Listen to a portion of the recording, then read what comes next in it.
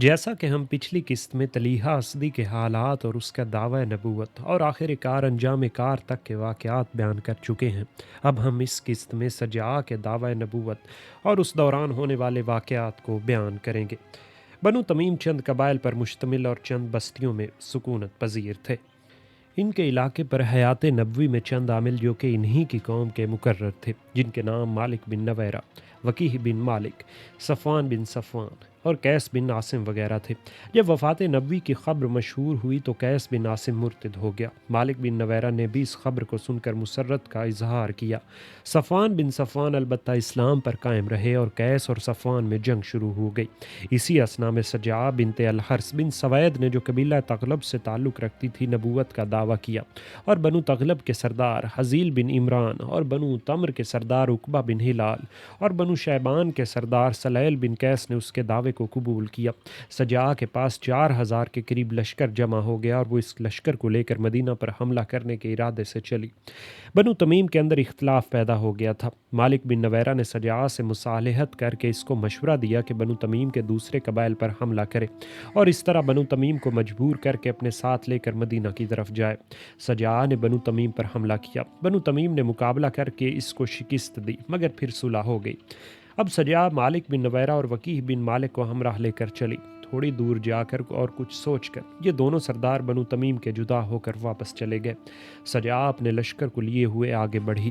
سجاع نے اپنے پیرووں کے لیے 5 وقت کی نماز تو لازمی رکھی، مگر سور کا گوشت کھانا، شراب پینا اور زنا کرنا جائز قرار دے دیا، اور بہت سے عیسائی بھی اپنا مذہب چھوڑ کر اس کی جماعت میں شامل ہو گئے۔ اب سجاع کو بنو تمیم کی بستیوں سے آگے بڑھ کر معلوم ہوا کہ خالد بن ولید لشکر اسلام کو لیے ہوئے اس طرف تشریف لا رہے ہیں۔ ادھر مسلمہ کذاب کی جماعت کثیرہ کا حال سن کر اس کو تردد ہوا کہ کہیں وہ بھی نبوت کا مدعی ہونے کے سبب رکابت اور مخالفت پر آمادہ نہ ہو جائے۔ مسلمہ کذاب نے جب سجاع کے لشکر کا حال سنا تو وہ بھی اپنی جگہ متردد ہوا کہ ایک طرف تو اسلامی لشکر کا خطرہ ہے اور دوسری طرف سجاع لشکر عظیم لے کر نکلی ہوئی ہے۔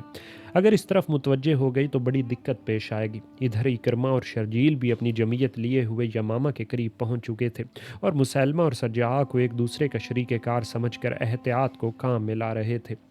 بالآخر مسلمہ نے سجاع کو خط لکھا کہ تمہارا ارادہ کیا ہے؟ سجاع نے جواب دیا کہ میں مدینہ منورہ پر حملہ کرنا چاہتی ہوں۔ میں نبی ہوں اور سنا ہے کہ آپ بھی نبی ہیں، لہٰذا مناسب یہ ہے کہ ہم دونوں مل کر مدینہ پر حملہ کریں۔ مسلمہ نے فوراً پیغام بھیجا کہ جب تک حضرت محمد صلی اللہ علیہ وآلہ وسلم زندہ تھے، اس وقت تو میں نے آدھا ملک ان کے لیے چھوڑ دیا تھا اور آدھے ملک کو اپنا علاقہ سمجھا تھا۔ اب ان کے بعد تمام ملک پر میرا حق ہے، لیکن چونکہ تم بھی نبوت کی مدعی ہو، لہٰذا میں آدھی پیغمبری تم کو دے دوں گا۔ بہتر یہ ہے کہ اپنے لشکر کو وہیں چھوڑ کر تنہا میری پاس چلی آؤ، تاکہ تقسیم پیغمبری اور مدینہ پر حملہ آوری کے متعلق تم سے تمام گفتگو اور مشورہ ہو جائے۔ سجاع یہ پیغام پاتے ہی مسلمہ کی جانب روانہ ہوئی۔ اس نے اپنے قلعے کے سامنے ایک خیمہ نصب کیا، سجاع کو اس میں اتارا اور دونوں کی بات چیت ہوئی۔ سجاع نے مسلمہ کی پیغمبری کو تسلیم کیا اور اس پر ایمان لائی اور پھر دونوں کا نکاح ہو گیا۔ نکاح کے بعد سجاع 3 دن تک مسلمہ کے پاس رہی۔ وہاں سے رخصت ہو کر اپنے لشکر میں آئی تو لشکر والوں نے کہا کہ نکاح کا مہر کہاں ہے؟ بے مہر کیسا نکاح تو نے کیا ہے؟ وہ پھر مسلمہ کے پاس گئی اور مسلمہ نے کہا کہ میں نے تیرے مہر میں تیری جماعت کے لیے 2 نمازیں یعنی عشاء اور فجر کی نمازیں معاف کر دی ہیں۔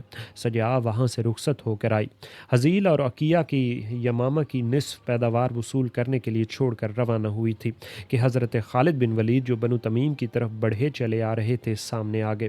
خالد بن ولید کے لشکر کو دیکھتے ہی سجاع کے ہمراہی فرار ہو گئے اور وہ اپنے قبیلہ بنو تغلب میں مقام جزیرہ پہنچ کر گمنامی کی زندگی بسر کرنے لگی۔ حضرت خالد بن ولید جب بنو تمیم کے علاقے میں پہنچے تو وہاں کے ان لوگوں سے جو اسلام پر قائم تھے کوئی تعرض نہیں کیا، لیکن جو مرتد ہو گئے تھے وہ گرفتار اور قتل کیے گئے۔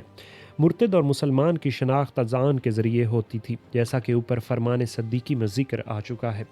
مالک بن نویرہ کی بستیوں پر بھی اذان کے بعد ہی حملہ کیا گیا۔ مالک بن نویرہ کا ہم ذکر کر رہے ہیں۔ اس نے وفات نبی کی خبر سن کر اظہار مسرت کیا تھا۔ پھر سجاع کے ساتھ بھی اس نے مصالحت کی تھی، مگر بعد میں اس کے لشکر سے جدا ہو کر چلا گیا تھا۔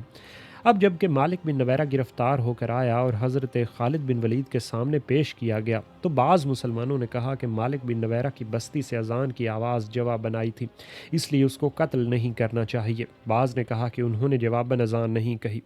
یہ خلیفہ رسول اللہ صلی اللہ علیہ وآلہ وسلم کے حکم کے موافق واجب القتل ہے۔ حضرت خالد بن ولید نے جہاں تک تحقیق اور تفتیش کیا، یقینی اور قطعی شہادت اس معاملے میں دستیاب نہ ہوئی۔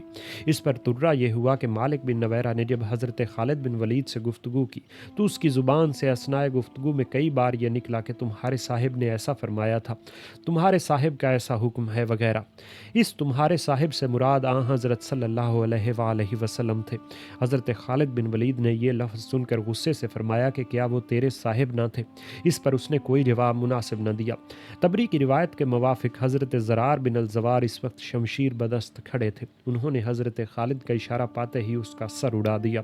یہ میدان جنگ کا ایک نہایت معمولی سا واقعہ ہے، لیکن مورخین کو اس کا خاص طور پر اس لیے ذکر کرنا پڑا کہ ابو قتادہ بھی حضرت خالد بن ولید کی فوج میں شامل تھے، اور وہ انہی لوگوں میں سے تھے جو یہ کہتے تھے کہ مالک بن نویرہ کی بستی سے اذان کی آواز آئی تھی، لہٰذا مالک بن نویرہ کو قتل نہیں کرنا چاہیے تھا۔ بعض مورخین نے یہ بھی لکھا ہے کہ مالک بن نویرہ کو حضرت خالد بن ولید نے قتل نہیں کروایا، بلکہ انہوں نے مزید تحقیق حال کے لیے مالک بن نویرہ کو زرار بن الزوار کی حراست میں دے دیا تھا، اور اتفاقاً رات کے وقت دھوکے سے مالک بن نویرہ زرار بن الزوار کے ہاتھ سے قتل ہوا۔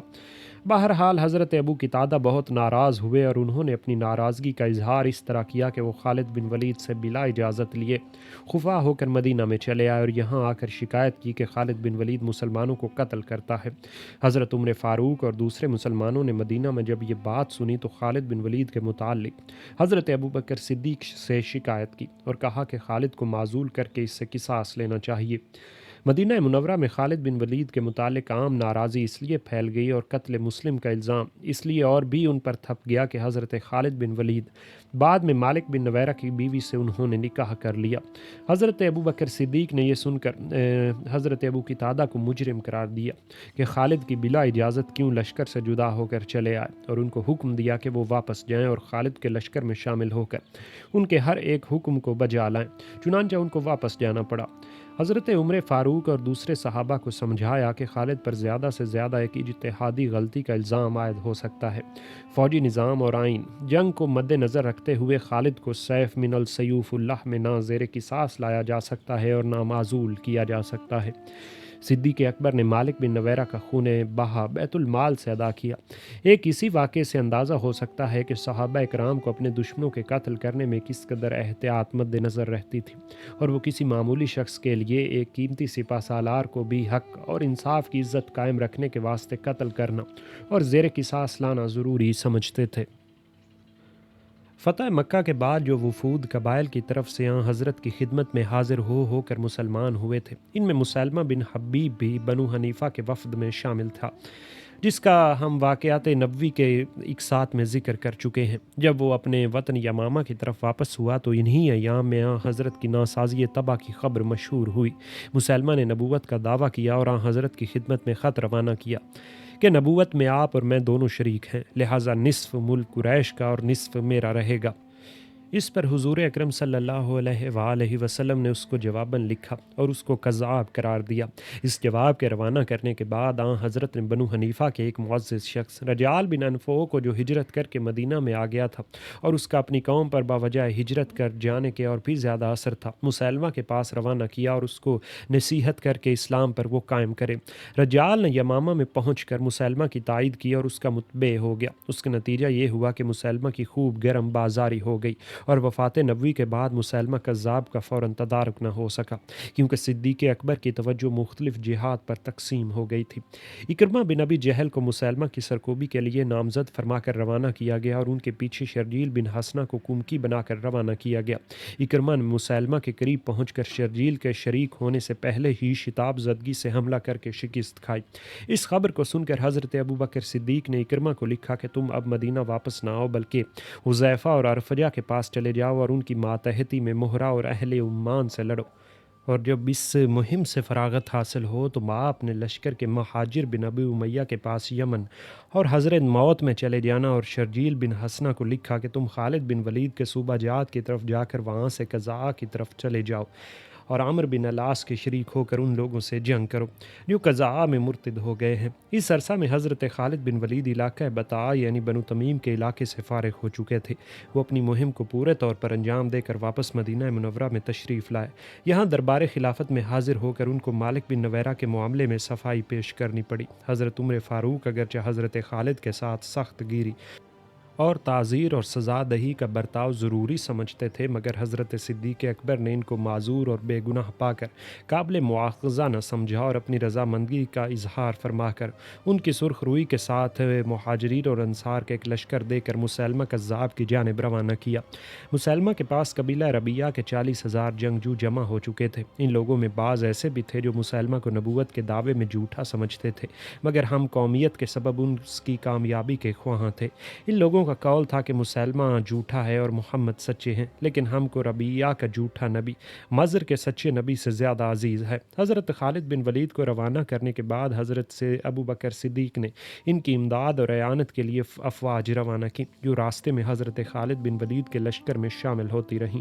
حضرت خالد بن ولید کے لشکر کی تعداد کل 13,000 نفوس پر مشتمل تھی۔ جب شہر یمامہ ایک دن کے راستے پر رہ گیا تو حضرت خالد بن ولید نے ایک دستہ بطور مقدمہ تو جہش آگے روانہ کیا۔ اسی روز مسلمہ نے مجاع بن مرارہ کو 60 آدمیوں کی جماعت کے ساتھ روانہ کیا کہ جا کر بنو تمیم پر شب خون مارے۔ مجاع کا مقابلہ لشکر اسلام کے مقدمہ تو جہش سے ہو گیا۔ نتیجہ یہ ہوا کہ تمام مرتدین مقتول ہوئے اور ان کا سردار مجاع کو گرفتار کر کے حضرت خالد بن ولید کی خدمت میں پیش کیا گیا۔ خالد بن ولید آگے بڑھ کر شہر یمامہ کے قریب پہنچے تو مسلمہ شہر یمامہ سے نکل کر دروازہ شہر کے قریب ایک باغ میں، جس کا نام اس نے حدیقۃ الرحمن رکھا تھا، خیمہ زن ہوا۔ اس باغ کی 4 دیواری خوب مضبوط اور قلعہ نما تھی۔ لشکر مسلمہ کی سپہ سالاری رجال بن انفو اور محکم بن طفیل کے سپرد تھی۔ انہوں نے 40,000 کے لشکر جرار کو خالد بن ولید کے 13,000 مسلمانوں پر حملہ آور کیا۔ یہ حملہ نہایت سخت اور زلزلہ انداز تھا۔ مسلمانوں نے نہایت صبر و استقلال کے ساتھ اس حملے کو روکا اور پھر ہر طرف سے سمٹ کر اور اپنے آپ کو قابو میں رکھ کر دشمنوں پر بھوکے شیروں کی طرح حملہ آور ہوئے تو لشکر کذاب کے پاؤں اکھڑ گئے اور وہ بدحواسی کے عالم میں آوارہ اور فرار ہونے لگے۔ محکم بن طفیل نے اپنے لشکر کی یہ حالت دیکھ کر بلند آواز سے کہا کہ اے بنو حنیفہ، باغ میں داخل ہو جاؤ اور میں تمہارے پیچھے آنے والے حملہ آوروں کو روک رہا ہوں۔ یہ آواز سن کر بھاگنے والے سب باغ میں داخل ہو گئے۔ محکم بن طفیل تھوڑی دیر لڑتا رہا، آخر عبد الرحمن بن ابی بکر کے ہاتھ سے مقتول ہوا، لیکن ابھی تک فتح اور شکست کا کوئی فیصلہ نہیں ہوا۔ مرتدین بھی سنبھل کر پھر مقابلے پر ڈٹ گئے اور طرفین سے داد شجاعت دی جانے لگی۔ مسلمانوں کے علم بردار ثابت بن قیس شہید ہوئے تو حضرت زید بن خطاب نے علم اپنے ہاتھ میں لے لیا۔ مسلمانوں نے ایسی چپکلش مردانہ دکھائی کہ دشمن پیچھے ہٹتے ہٹتے باغ کی دیواروں کے نیچے پہنچ گیا۔ باغ کے دروازے پر تھوڑی دیر تک لڑائی ہوئی۔ آخر مسلمانوں نے باغ کا دروازہ بھی توڑ ڈالا اور جا بجا دیواریں توڑ کر اندر داخل ہونے لگے۔ لوگوں نے مسلمہ سے دریافت کیا کہ وہ وعدہ فتح کا کب پورا ہوگا جو تیرا رب تجھ سے کر چکا ہے۔ اس نے جواب دیا کہ یہ وقت ایسی باتوں کے دریافت کرنے کا نہیں، ہر شخص کو چاہیے کہ اپنے اہل و عیال کے لیے لڑے۔ باغ کے اندر بھی جب ہنگامہ خوب زور و شور سے گرم ہوا تو مسلمہ مجبوراً مسلح ہو کر گھوڑے پر سوار ہوا اور لوگوں کو لڑنے کے لیے آمادہ کرنے لگا۔ جب اس نے ہر طرف مسلمانوں کو چیرا دست دیکھا تو گھوڑے سے اتر کر باغ کے باہر چپکے سے جانے لگا۔ اتفاقاً دروازہ باغ کے قریب وحشی یعنی قاتل حمزہ کھڑا تھا۔ اس نے اپنا حربہ پھینک مارا جو مسلمہ کی دوہری زرہ کو کاٹ کر اس کے پیٹ کے باہر نکل گیا۔ آخر کار دشمنوں میں سے جس کو جس طرف راستہ ملا بھاگا اور تھوڑی دیر میں مسلمانوں کے سوا مرتدوں میں کوئی نظر نہ آیا۔ اس لڑائی میں دشمنوں کے 17,000 آدمی غازیان اسلام کے ہاتھ سے مقتول ہوئے اور 1,000 سے کچھ زیادہ مسلمانوں کو درجہ شہادت حاصل ہوا، لیکن مسلمانوں میں زخمیوں کی تعداد بہت زیادہ تھی۔ شہید ہونے والوں میں حفاظ کلام اللہ بہت سے زیادہ تھے۔ 360 انصار اور 360 تابعین اس لڑائی میں شہید ہوئے۔ لڑائی ختم ہونے کے بعد حضرت خالد بن ولید نے مجاع بن مرارہ کو جو قید میں تھے اپنے ہمراہ لے کر لاشوں کا معائنہ کیا اور سرداران لشکر مسلمہ اور خود مسلمہ کی لاش کو مجاع نے شناخت کیا۔ بنو حنیفہ یعنی لشکر مسلمہ کے بقیت السیف تو آوارہ اور مفرور ہو چکے تھے اور شہر اور قلعہ یمامہ میں عورتوں اور بچوں کے سوا کوئی مرد باقی نہ تھا۔ زخمیوں کی مرہم پٹی پارٹی ضروری سمجھ کر حضرت خالد بن ولید اس روز شہر یمامہ پر قبضہ کرنا ضروری نہ سمجھا۔ ان کا ارادہ تھا کہ کل صبح شہر پر قبضہ کرنے کے لیے آگے بڑھیں گے۔ مجاع بن مرارہ نے اس موقع سے فائدہ اٹھانے میں کوتاہی نہ کی۔ اس نے خالد بن ولید سے کہا کہ ہمارے جس قدر سردار معاذ مسلمہ مارے گئے ہیں، آپ یہ نہ سمجھیں کہ آپ نے مہم کو پورا کر لیا ہے۔ ابھی ان سے بہت زیادہ جنگجو لوگ باقی ہیں، اور وہ شہر کی مضبوط فصیلوں اور سامان رسد اور نیز سامان حرب کی کافی فراہمی سے فائدہ اٹھا کر آپ کو ناکو چنے چبوا دیں گے۔ مناسب یہ معلوم ہوتا ہے کہ آپ تھوڑی دیر کے لیے مجھے چھوڑ دیجیے تاکہ میں شہر میں جا کر ان سب لوگوں کو اس بات پر آمادہ کراؤں کہ آپ کا مقابلہ نہ کریں، اور شہر کو رضامندی صلح کے ساتھ آپ کے سپرد کرا دوں۔ حضرت خالد نے مجاع سے کہا کہ میں تجھ کو قید سے رہا کیا دیتا ہوں، تو جا کر اپنی قوم کو صلح پر رضامند کر، لیکن ساتھ ہی یہ بھی بتایا دیتا ہوں کہ صرف ان میں نفوس کی بابت صلح کروں گا۔ مجاع لشکر اسلام سے روانہ ہو کر شہر میں گیا، اور وہاں شہر کی عورتوں کو مسلح ہو کر فصیل شہر پر کھڑے ہونے کی ہدایت کر کے جو کچھ سمجھانا تھا سمجھا آیا، اور واپس آ کر کہا کہ میری قوم محض اپنی جانوں کی بابت صلح نہیں کرنی چاہتی۔ حضرت خالد بن ولید نے شہر کی طرف نظر ڈالی۔ تمام فصیل تلواروں اور نیزوں سے چیک رہی تھی، اور مسلح آدمیوں کی کثرت جو مجاع نے بیان کی تھی اس کی تصدیق ہو رہی تھی۔ حضرت خالد بن ولید نے زخمیوں کی کثرت اور مہم کے جلد ختم کرنے کے خیال سے صلح کو مناسب سمجھ کر اس بات پر رضامندی ظاہر کی کہ نصف مال و اسباب اور نصف باغات اور نصف قیدیوں کو بنو حنیفہ کے لیے چھوڑ دیں گے۔ مجاع پھر شہر میں گیا اور وہاں آ کر کہا کہ وہ لوگ اس پر بھی رضامند نہیں، آپ ایک ربع مال و اسباب وغیرہ لے کر صلح کر لیں۔ پھر حضرت خالد بن ولید نے چوتھائی اموال اور املاک پر صلح کر لی اور صلح نامہ لکھا گیا۔ اس کے بعد جب دروازہ کھلوا کر اندر گئے تو وہاں سوائے عورتوں اور بچوں کے کسی مرد کا نام و نشان نہ پایا۔ حضرت خالد نے مجاع سے کہا کہ تو نے ہمارے ساتھ فریب سے کام لیا ہے۔ اس نے کہا کہ میری قوم بالکل تباہ ہو جاتی، میرا فرض تھا کہ اپنی قوم کو مصیبت سے بچاؤں، آپ مجھ کو معاف فرمائیے۔ حضرت خالد خاموش رہے اور عہد نامے کی خلاف ورزی کا خیال تک بھی ان کے دل میں نہ آیا۔ تھوڑی دیر کے بعد مسلمہ بن وقش حضرت ابوبکر صدیق کا ایک خط لے کر پہنچے۔ اس میں لکھا تھا کہ اگر تم کو بنو حنیفہ پر فتح ہو تو ان کے بالغ مردوں کو قتل کیا جائے اور ان کی عورتوں اور بچوں کو قید کر لیا جائے، لیکن اس خط کے پہنچنے سے پہلے صلح نامہ لکھا جا چکا تھا، لہٰذا اس کی تعمیل نہ ہو سکی۔ پاس عہد اور ایفائے وعدہ کی مثالوں میں یہ واقعہ بھی خصوصیت سے قابل تذکرہ ہے۔ حضرت خالد بن ولید نے بنو حنیفہ کے ایک وفد کو حضرت ابوبکر صدیق کی خدمت میں روانہ کیا، ایک خط خلیفہ کی خدمت میں لکھ کر ان کو دیا۔ اس خط میں فتح کا مفصل ہار اور ابو حنیفہ کے دوبارہ داخل اسلام ہونے کی خبر درج تھی۔